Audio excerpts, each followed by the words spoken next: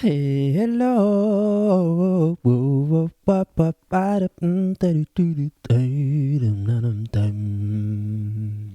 Alors, je sais pas si vous allez me croire, mais j'ai dû mettre une pause parce que j'avais plus de souffle en fait, tout simplement parce que encore une fois, déjà vous entendez ma respiration. J'espère que vous allez pas l'entendre trop fort, mais encore une fois, je reviens d'être allé courir. J'allais dire, je reviens du sport, genre comme si j'étais, je sais pas, inscrite à une salle de sport, genre.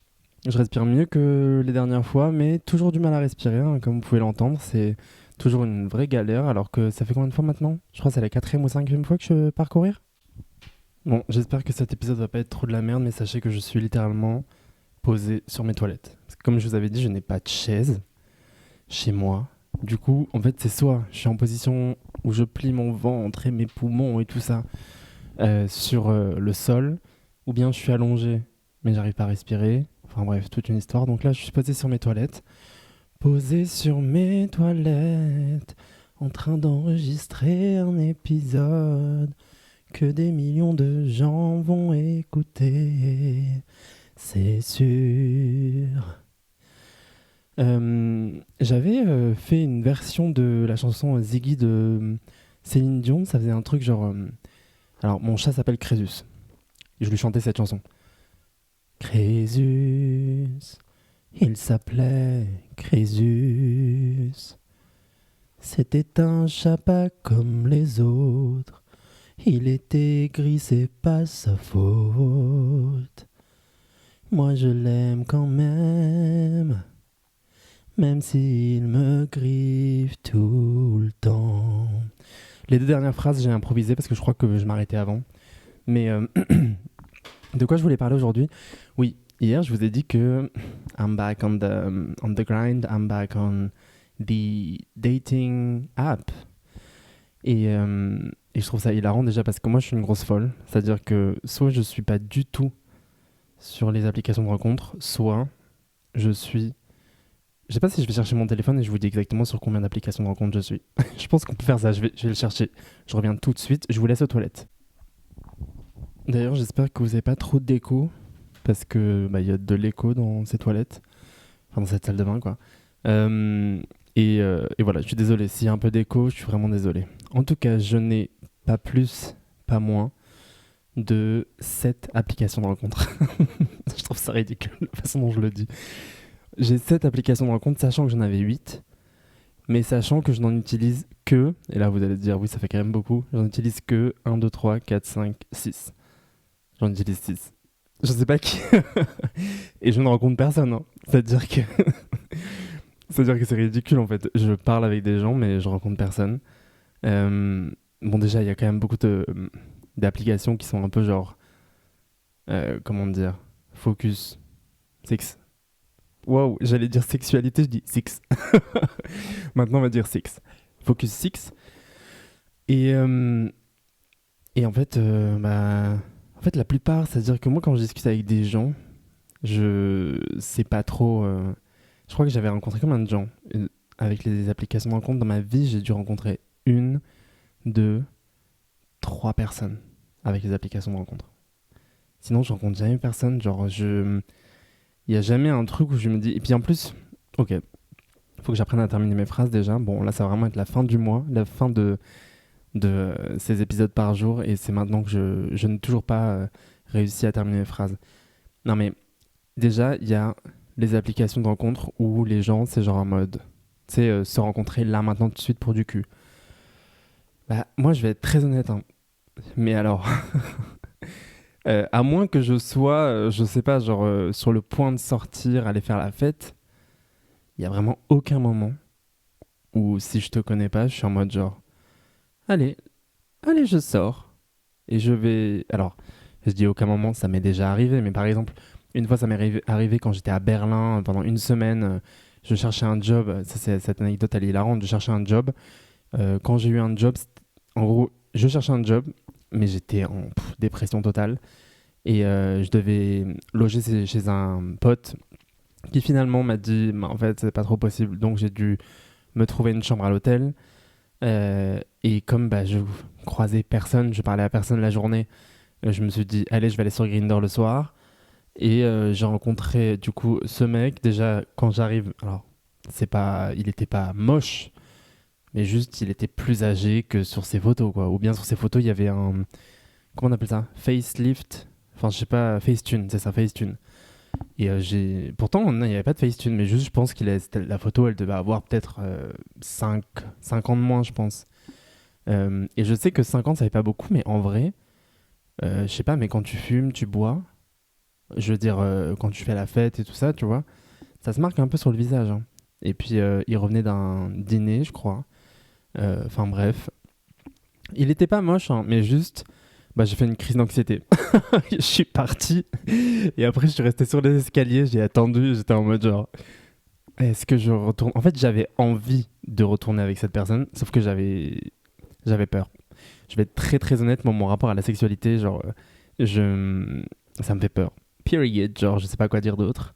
Voilà, hein, on soigne ses traumas, mais non, c'est pas genre, c'est pas simple. En fait, mon rapport, il a toujours été un peu de trucs, genre, comment on appelle ça? Machin, répulsion, là. Attirance, répulsion, je sais plus comment on appelle ça. C'est pas le mot, c'est pas attirance, mais pulsion. Ah, c'est pulsion, répulsion en fait, c'est ça le. Je sais plus. Enfin bref, il y a toujours un truc comme ça qui fait que du coup, par exemple, bah, quand je faisais la fête et puis tu sais, t'es un petit peu pompette et tout ça, bah, là à ce moment-là, je me lâchais un peu plus. Et après, le lendemain matin, j'étais en mode genre, oh mon dieu, je regrettais quoi. J'étais en mode, j'ai pécho un mec, j'ai pécho machin. J'étais en mode genre, ah merde, j'ai pécho personne en plus, je raconte que de la merde. J'ai pas pécho personne, mais par exemple, un exemple, genre, une fois un mec m'a pécho et le lendemain, j'étais en mode genre, ah mon dieu. Euh, et en fait, c'est parce que je pense que j'avais un problème avec tout, genre, aussi bien la sexualité en général que ma sexualité, que mon genre, mon rapport à la sexualité. Enfin bref, tout était, ah, ça allait pas du tout. Et du coup, aujourd'hui, je rigole, c'est drôle, hein, mais même encore aujourd'hui, c'est pas un truc naturel pour moi de me dire genre. Pourtant, je suis beaucoup plus à l'aise avec mon corps, hein, mais par exemple, je vais donner un exemple pendant très longtemps. euh, et cet exemple est tellement absurde pour moi. Quand j'étais enfant, je subissais la grossophobie. Euh, et les ados, tu sais, ils commencent à avoir leurs premiers émois, leurs premiers machins. Moi, j'étais persuadé, et je ne sais pas pourquoi j'avais ça, mais j'étais persuadé que je ne pouvais pas avoir de rapport sexuel parce que j'étais pas considéré comme une personne belle. C'est dingue, non?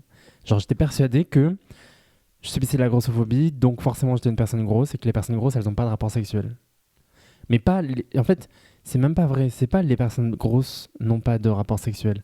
C'est que je ne voyais pas à quel moment on pouvait me désirer. C'est-à-dire que je voyais. Enfin, je voyais qu'on pouvait me désirer de manière, entre grosses guillemets, ouais, un peu malsaine, quoi. C'est-à-dire soit des regards d'adultes, soit des regards entre grosses guillemets, on peut te baiser, tu vois. Mais à aucun moment on va te tenir la main. D'ailleurs, j'en avais parlé dans un épisode précédent. À un moment dans ma vie, quand j'avais plus de la vingtaine et que j'ai perdu beaucoup de kilos, et que là j'ai eu ce truc de désirabilité qui a augmenté auprès des gens, bah, ça m'a complètement perturbé. J'étais en mode waouh, je connais pas ça et ça me plaît pas, quoi. Euh, mais du coup, aujourd'hui, même si je suis beaucoup plus à l'aise avec mon corps, pas forcément avec mon genre, enfin bref, tout ça c'est une question que je préfère garder pour moi pour le moment. Mais j'ai aucune honte, hein. C'est juste que comme c'est pas un truc, c'est juste je tourne, c'est la vie quoi. Comme tout le monde, enfin comme tout le monde. Pour moi, c'est comme tout le monde, mais c'est un rapport qui fluctue, le rapport à son genre et le rapport même à sa sexualité et tout ça. D'ailleurs, en parlant de mon rapport à ma sexualité, pendant très longtemps, moi j'ai grandi en tant que. J'étais socialisé en tant que. Comme gay, que petit garçon gay, enfin enfant. Bref, vous avez très bien entendu ce que j'ai dit petit garçon gay. Et oui, vous avez raison, hein, c'est un rapport extrêmement malsain que la vision des gens avait sur moi, un rapport de pédocriminalité, hein, clairement. Mais c'est vrai que depuis que je suis enfant, moi, on m'insulte sale pédé, quoi, depuis que j'ai 5 ans. Donc, et même les adultes étaient en mode genre, ah, tu n'agis pas comme tu devrais agir. Et on entend les canalisations, c'est super. Mais du coup, qu'est-ce que je disais? Je sais plus ce que je disais. Enfin, en tout cas, voilà, pendant très longtemps, je sais plus du tout ce que je disais. Je suis vraiment désolé. Mais les canalisations m'ont complètement perturbé. en tout cas, tout ça pour dire qu'aujourd'hui, je me suis dit, let's go. Déjà, parce que j'en avais parlé, je crois, au tout début du mois, quand j'avais fait les highlights de 2025 et j'avais dit que j'avais rencontré quelqu'un l'année dernière. Cette personne m'a aidé, genre en mode. Bah, déjà, je me suis rendu compte que j'étais pas si mal à l'aise avec mon corps. Et là, je pense que c'est aussi. En fait, tout est lié à mon anxiété, on va pas se mentir, hein. Mais du coup, comme j'ai baissé cette anxiété, j'arrive à garder plus un côté de moi qui existe, qui est très terre à terre. Certaines personnes vous diraient que c'est parce que je suis Capricorne, mais euh, et ascendant Cancer, donc peut-être que le Capricorne prend un peu plus la place là, mais dans le sens où j'ai un côté très terre à terre. Par exemple, ça peut paraître bizarre, mais un jour, je me rappelle quand j'étais enfant, que j'ai grandi, tout le monde avait peur des araignées, donc je me rappelle, je faisais semblant d'avoir peur des araignées, et un jour, je me suis dit, mais en fait, ma belle, t'as pas peur des araignées, genre, donc arrête de faire semblant, genre. Donc j'ai pris l'araignée dans ma main, je me rappelle, tout le monde criait, je l'ai prise dans ma main, et puis je l'ai sortie tranquillement, quoi. C'est pareil, les souris, enfin, ça me dégoûte pas et je suis pas du tout. Je suis en mode, bah, c'est un animal, voilà quoi. Retirer des cheveux dans la douche, dans la salle de bain, c'est pas agréable, mais je vais pas les manger quoi. Je les prends, je les jette, je me lave les mains et c'est fini quoi. Donc j'arrive à garder cette distance et de me dire en fait, ça me. Je sais pas, ça me dérange pas, ce genre de choses. Peut-être une chose, c'est les gens qui vomissent. Genre, j'en ai pas quelque chose à faire, mais si je me concentre un peu trop, je peux en avoir quelque chose à faire. D'ailleurs, en parlant de vomi, aujourd'hui, parce qu'à l'endroit où je travaille dans un magasin, il y avait la musique, elle m'a donné envie de vomir.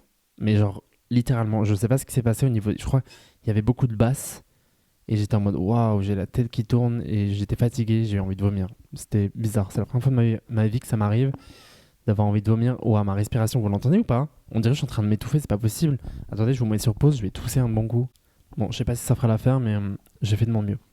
En tout cas, tout ça pour dire que ça m'a aidé et je me suis dit, dans la continuité de 2026, qui est littéralement la continuité de 2025, ou là pas du tout, bref, 2026, vous avez compris ce que je voulais dire, j'ai envie de dater. J'ai envie de... Déjà, j'ai jamais fait de date. Vous avez déjà fait un date, vous?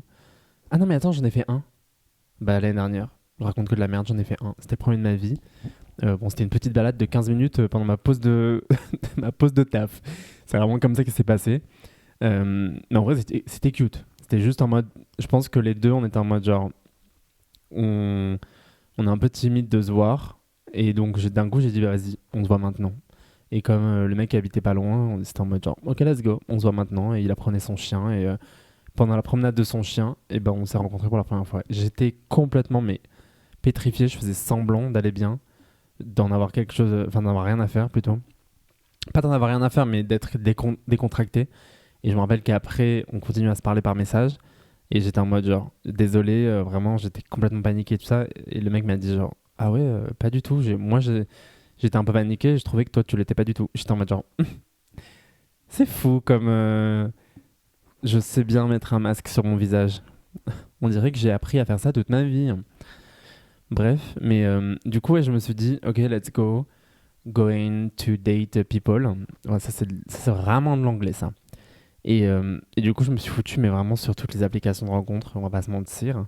Euh, alors, si je dois parler des applications de rencontres, Hinge, je ne rencontre personne. Voilà, je vais pas mentir. En fait, Hinge, j'ai l'impression que c'est un peu les bobos parisiens ou les bobos aussi internationaux, je pense. Il y en a beaucoup, mais du coup, qui voyagent à Paris. Et je dis pas que. Je crois que j'avais dit des matchs ou des trucs comme ça, mais je.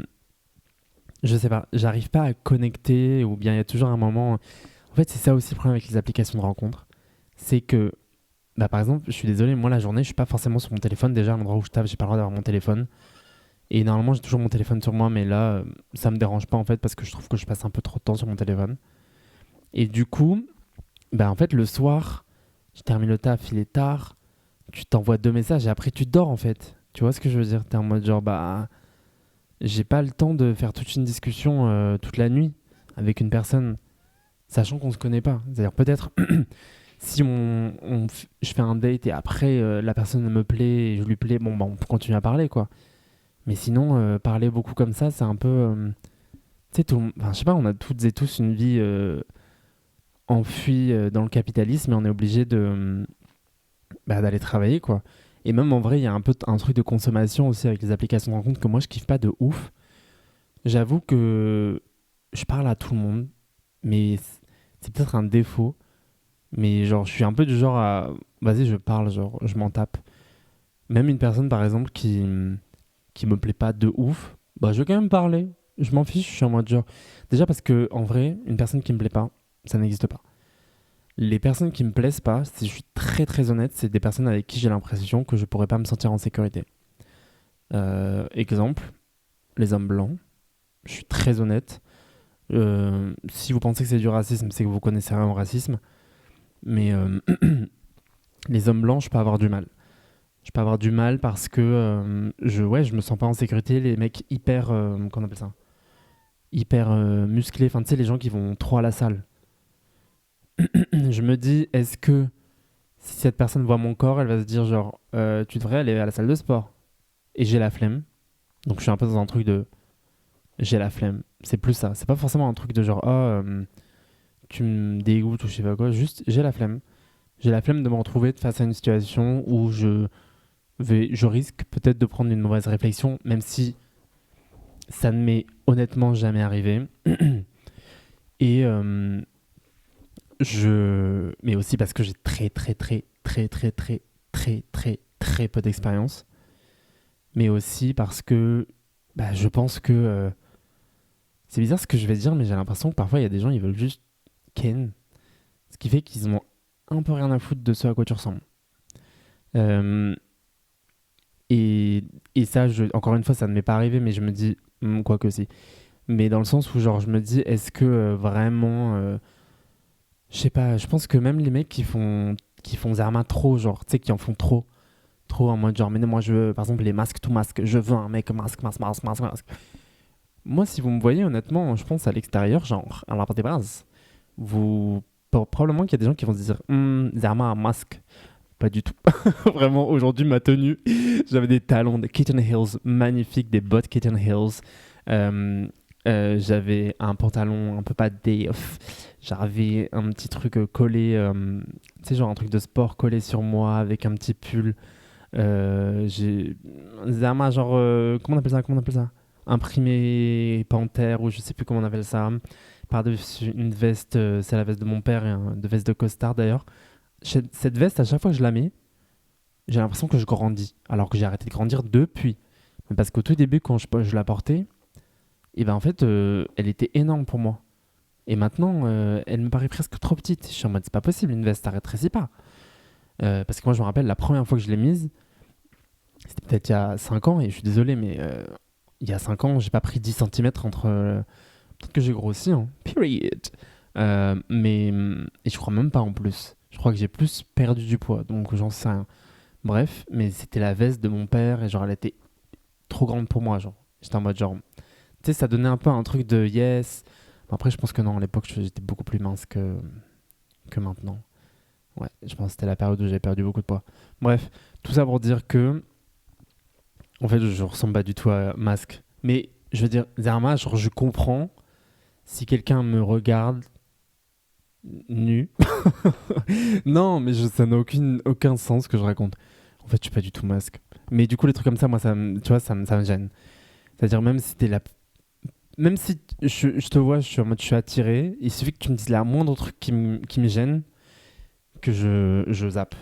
C'est-à-dire masque to masque, ou bien les gens qui disent pas de princesse, ta gueule, dégage. Déjà, moi je suis pas une princesse, je suis une putain de reine, mais dégage. Dégage, genre ça sert à rien. Ça sert à rien de m'envoyer des messages. Je me rappelle un jour, il y a un mec je sais plus, qui m'avait envoyé un message et je lui avais dit non merci, je suis pas intéressé. Il m'a dit pourquoi tu fais ta princesse, sale pute. J'étais en mode period, genre. Period. Period. Genre, ça m'intéresse pas. Genre, vraiment, ça m'intéresse pas le truc. Mais. Donc, en vrai, c'est les seules personnes qui peuvent un peu me cringe. Et peut-être les gens. euh, Pas peut-être. Les gens trop jeunes aussi. J'avoue que j'ai du mal. Genre. Enfin, tant mieux déjà d'avoir du mal. Mais, genre, par exemple, moi, j'ai 29. Parce que je suis né en début d'année. Donc, je suis de la même année que les gens qui ont 28 ans. je vais rarement en dessous de 27 ans. Je suis un peu en mode genre. Et tous les ans, je rajoute. Genre, j'arrive pas en fait. En fait, le fait d'avoir des gens dans ma famille qui sont plus jeunes que moi, et ben je vois. Et puis surtout, je me souviens de moi, genre. Par exemple, je reçois parfois des messages genre sur Grindr de mecs, alors qu'ils sont, je les vois même pas moi leur profil. Je pensais qu'ils pouvaient pas me voir. Mais même sur les autres applications et tout ça, des gens, bah non en fait, parce que sur les autres applications, comment on appelle ça? Je dois matcher. Donc en fait pas du tout sur les autres applications. Mais parfois je reçois des messages sur Grindr, genre en mode genre ouais, salut, je sais pas quoi, et le bug il a 24 ans. Et je suis en mode je suis désolé, t'es trop jeune. Et le bug il me répond genre ah mais moi ça me dérange pas, nan, nan. Je suis en mode mais en fait moi ça me dérange genre. Period genre. Et j'avoue je suis probablement un peu trop relou. Mais après, je pense pas être non plus trop relou. Chacun vit sa vie. En fait, chacun a des expériences qui font que parfois, t'as des tocs ou des trucs comme ça qui sont un peu. Voilà. Mais j'ai beaucoup de mal avec l'idée. Ouais. En fait, j'ai juste. J'arrive pas, quoi. En fait, j'ai vraiment besoin d'avoir des rapports hyper. De m'assurer que chaque rapport soit hyper. Comment on appelle ça? Équitable. Et je dis ça alors que la réalité, c'est que je peux matcher et discuter avec des gens beaucoup plus vieux que moi, quoi. Mais ouais, je sais pas, c'est pas trop le même rapport, j'en sais rien. C'est toujours un peu compliqué, tu sais, on est toutes et tous un mélange de. Comment on appelle ça? Contraste? C'est pas contraste, paradoxe. Voilà, c'est le mot, c'est paradoxe. Mais, mais ouais, donc en fait, je me suis dit pourquoi pas cette année essayer de try to, rencontrer des gens. Et puis même, par exemple, pendant très longtemps, je me refusais un peu de dater des meufs. Parce que bah, j'ai grandi en tant que mec gay, j'étais socialisé comme ça. Et très jeune, quand je disais, mais en fait, je peux être attiré parce que tout ce qui est le rapport au genre et à la sexualité, tout ça, moi, c'est des questions qui m'intéressent depuis très, très, très, très jeune. Et ben même vraiment, quand j'étais jeune, j'étais en mode, en fait, être gay, être lesbienne, ça existe, mais c'est surtout la question de sortir de l'hétéronormativité. Je suis pas en train de dire qu'être gay et lesbienne, ça n'existe pas, genre, period. Et même politiquement, moi, aujourd'hui, politiquement, je m'identifie en tant que gay. Tu vois ce que je veux dire? Et même si dans le futur XYZ, et ben en fait, je m'identifierai en tant que personne queer dans tous les cas, quoi. Il n'y a aucun moment où je m'identifie en tant que personne hétéro parce que je n'ai pas du tout été socialisé comme ça et que c'est pas qui je suis. Je suis sorti de l'hétéronormativité depuis très longtemps, moi. Enfin, en tout cas, de l'hétéronormativité telle on entend dans sa facilité. Bien sûr que dans tous les rapports de genre, il y a forcément un rapport hétéronormativité, même quand c'est deux personnes du genre masculin, deux personnes du genre féminin. On peut avoir les mêmes dynamiques au sein d'un couple ou au sein même juste d'un rapport sexuel ou des dynamiques interpersonnelles. Mais en tout cas, très jeune, je me suis dit genre, bah en fait, le genre c'est une construction sociale et ça n'a aucun rapport parce qu'encore une fois, je me le suis pas dit comme ça, mais je crois que je me le suis un peu dit et qu'après, bah, j'ai lu des trucs et je me suis dit, bah en fait, c'est pas si débile ce que je pense. Mais j'avais dû l'entendre quelque part, bref, peu importe. Tout ça pour dire que pendant très longtemps, je me disais, mais en fait, dater des meufs, je sais pas si c'est vraiment. Si j'en ai le droit, en fait, tout simplement parce que, comme mon expression de genre, elle peut être hyper femme, et ben je me disais, mais à quel moment il y a des meufs qui vont être intéressées par moi, tu vois ce que je veux dire? Et en fait, je me suis dit cette année, bah en fait, je me lance. Donc, mes photos, par exemple, je les change pas. Ma gueule, c'est ma gueule, tu vois. Mais, et ben en fait, bah, ça va probablement rien donner, tu vois ce que je veux dire. Par exemple, récemment, j'ai matché avec une meuf sur une application et on discute, genre. Alors après, c'est une application vraiment, genre, euh, je sais pas comment dire, mais genre en mode queer, genre vraiment, c'est-à-dire c'est une personne queer, je suis une personne queer. Il y a un peu déjà une déconstruction qui opère et je pense que si c'est sur une application où c'est vraiment très hétéronormé, je sais pas si ça fonctionnerait. Mais en tout cas, il y a quelque chose où j'ai plus envie de m'interdire ça parce que comme j'en ai un peu rien à foutre du corps des gens, de ce que les gens ont entre les jambes, ça ne m'intéresse pas. Quand je dis que ça m'intéresse pas, c'est pas que ça m'intéresse pas, vous entendez ce que je veux dire, mais dans le sens où je m'en fiche complètement. Je veux dire, je suis pas attiré par ce qu'une personne a entre les jambes. Ça ne m'intéresse pas. Déjà parce que les rapports... parce qu'en fait, c'est hyper validiste, par exemple, de penser ça. Je veux dire, il y a des personnes qui sont en situation de handicap qui n'ont pas accès à la sensorialité de leur partie intime. Et ça voudrait dire quoi? Ça voudrait dire qu'elles sont condamnées à ne jamais avoir de relation intime avec des personnes. C'est totalement validiste et c'est faux, en plus de penser ce genre de choses. Donc, c'est aussi une manière de déconstruire son rapport à la sexualité. Je veux dire, tout n'est pas obligé d'être pénétratif, tout n'est pas obligé d'être forcément en lien avec ce qu'on a entre les jambes. Il y a plein de manières d'avoir une intimité, il y a plein de manières de faire couple, il y a plein de manières de faire relations interpersonnelles. On n'est pas obligé d'être focus sur oui, le rapport pénétratif d'un pénis dans une vulve, dans un vagin. Quoi. Ça n'a aucun... juste, ça n'a aucun sens, en fait, tout simplement. En fait, c'est des constructions sociales, de reproduction, principalement, dans l'hétéronormativité. Sauf que comme c'est pas mon objectif de me reproduire, tout simplement, déjà dans ma vie, donc c'est pas du tout, genre... c'est pas du tout quelque chose auquel j'ai pensé d'ailleurs. C'est hyper drôle parce que moi, dans ma vie, il n'y a aucun moment où j'ai... Même dans ma construction, peut-être parce que j'ai été construite dans cette idée du coup de hors de l'hétéronormativité, qu'il n'y a aucun moment où je me disais, mais en fait, un rapport sexuel, c'est forcément pour procréer. Ça m'est jamais arrivé. Déjà, mon rapport à ma sexualité était quand même... Ça a mis beaucoup de temps, moi, dans ma vie. Et puis après, il est arrivé de façon, quoi. Mais ça n'a jamais été un truc en mode genre, ah, mais en fait, c'est pour se reproduire. Enfin, je sais pas comment dire. C'est juste peut-être... En fait, pour moi, il y a eu beaucoup déjà de théories. Parce que je voulais, je sais pas, comprendre, j'en sais rien. Je sais pas trop ce que je cherchais. Enfin, si je cherchais à comprendre. En fait, mon manière de comprendre les choses, c'est de me bouffer toutes les informations que j'ai sur le sujet. Bref.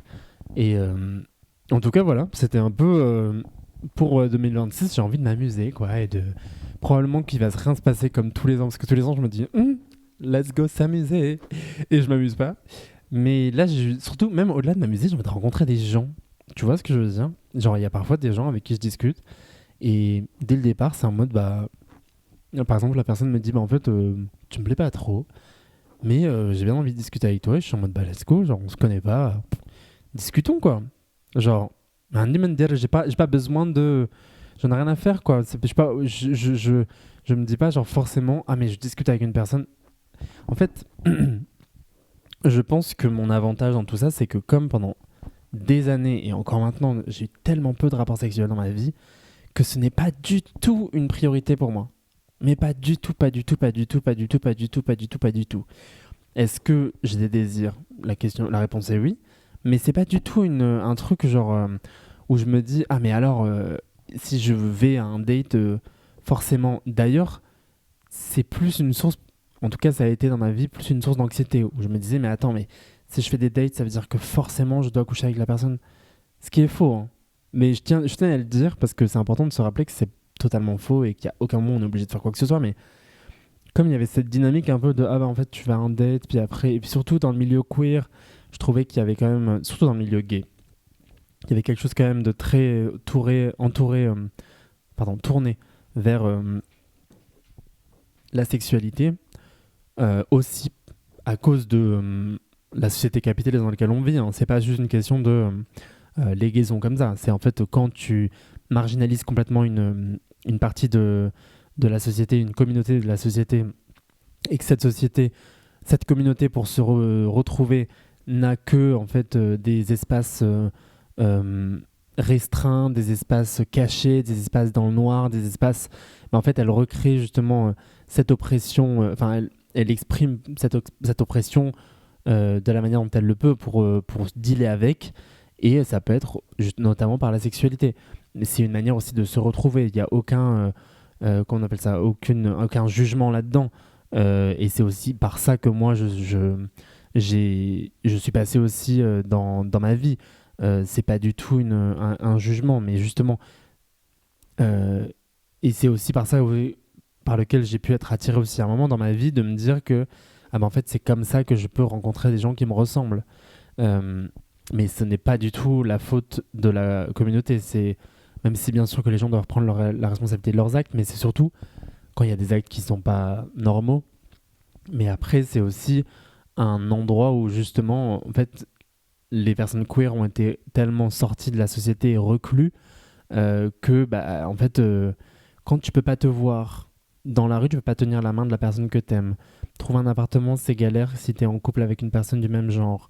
Enfin, toutes ces choses-là, bah, en fait, au bout d'un moment, la seule manière de chercher un endroit d'intime, ça, c'est aussi par la sexualité. Et c'est aussi une forme de révolution, une forme de lutte, finalement, d'aller chercher cette intimité, comme on peut la trouver, notamment par la sexualité. Même si, aujourd'hui, par exemple, ça peut être aussi une forme de lutte au sein même de la communauté, de lutter, de chercher de l'amour, par exemple, de lutter pour tenir la personne qu'on aime par la main dans la rue.